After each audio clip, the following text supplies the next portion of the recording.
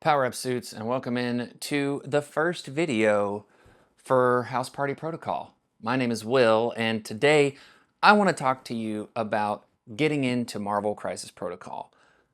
We've got a lot of stuff on the horizon. As a matter of fact, there's a brand new character balance update that is just dropping, and it can be a little bit overwhelming to see something like that, and with all of the things coming to Marvel Crisis Protocol, know where to start. And I hope that this video provides a little bit of clarity for everyone out there. These are just a few of the starter sets that you get for Marvel Crisis Protocol, but that's not all. There's also a brand new game on the horizon called Marvel Crisis Protocol Alliances, or as AMG refers to it themselves, MCA. This could be a great gateway into Marvel Crisis Protocol. But first, let's talk about the starter sets. What do you get in each of these starter sets? First up, each one comes with a collection of models, enough to fill an entire roster and play your favorite characters from the affiliations in the box. For instance, Spider-Foes. You get Green Goblin, Kraven, Lizard, Mysterio, Sandman, Shocker, Carnage, Rhino, Vulture, and Electro. The leadership that comes in this box is the Green Goblin Oscorp weaponry. This leadership is very fun, very aggressive, meant to do kind of chip damage to your opponent, but that's not all you get in this box. It comes with the character cards you need. It comes with your team tactics cards that you're going to need. It comes with dice, your movement tools, your range tools, a mission tracker, and this is a great starter set if any of these characters interest you. So, very exciting place to start. Asgard, Guardians, and the X-Men set also have their own unique features, and mostly it comes in the form of the models they have. The Asgard starter set is a very good example because you have Loki, Prince of Lies, while also having Mighty Thor. That means you're getting 2 leaderships in the box, whereas with Spider-Foes, you're only getting the 1. Same thing with Guardians of the Galaxy. X-Men starter set, you get 4 within that box between Magneto, Storm, Cyclops, and Mystique in that one box. There's really no way to go wrong with any of these starter sets.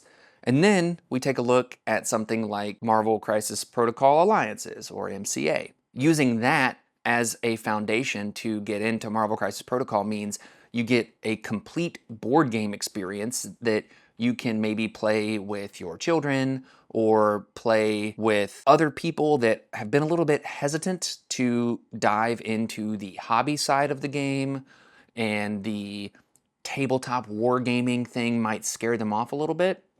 Well, now there is an experience within the Marvel Crisis Protocol universe that plays more like a board game. It is a cooperative game for 1 to 4 players, and the first set is Night of the Goblin, so you're featured some Web Warrior characters, as well as some Green Goblin minions and enemies and stuff like that, with wonderful new sculpts for Miles, Gwen, Peter Parker, and Green Goblin himself.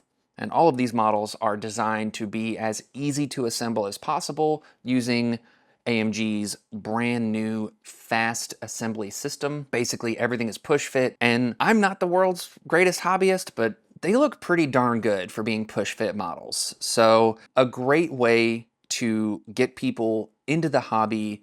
And now, opinion time. If I had to start from scratch for Marvel Crisis Protocol in 2026, what am I buying? It's either the Asgardian set or the X-Men set, because I think that the Asgardian set provides an insane amount of value for what you're getting in the box with 2 leadership abilities. You get some insanely fun characters in Valkyrie and Elendil. You get the Mighty Thor, who is a wonderful character. You also get a character that is close to my heart in Thor, Hero of Midgard.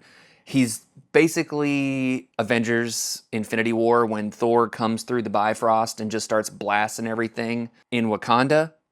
That is epic, and that's what I feel like Thor, Hero of Midgard is all about. So that's my choice mainly there. And then, like I said, the X-Men one, because you get to start a Brotherhood of Mutants or an X-Men affiliation list from that one box. You get a bunch of really fun, popular characters. Storm is one of my favorites. She is very fun. Then also you get Magneto, who just got a complete rework, and his whole deal is very fun.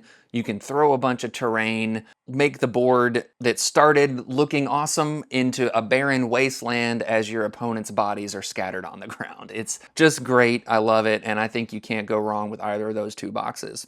Now, if you are unsure about the war game, then I think MCA is a great starting point. You're going to get everything you need to play MCP, and the Web Warriors are some of the most fun and most popular characters in the game, and you get to choose where you want to go with your collection to start your tabletop journey. So yeah, I hope all of that helped and maybe demystified a little bit of where to start with Marvel Crisis Protocol in 2026. So listen to House Party Protocol podcast on wherever you get your podcast, and make sure to subscribe and like and all that fun stuff. And lastly, let me know what you think. Where do you think people should start with Marvel Crisis Protocol in 2026? And also tell me what your favorite affiliation is for Marvel Crisis Protocol. Party on and power down, suits.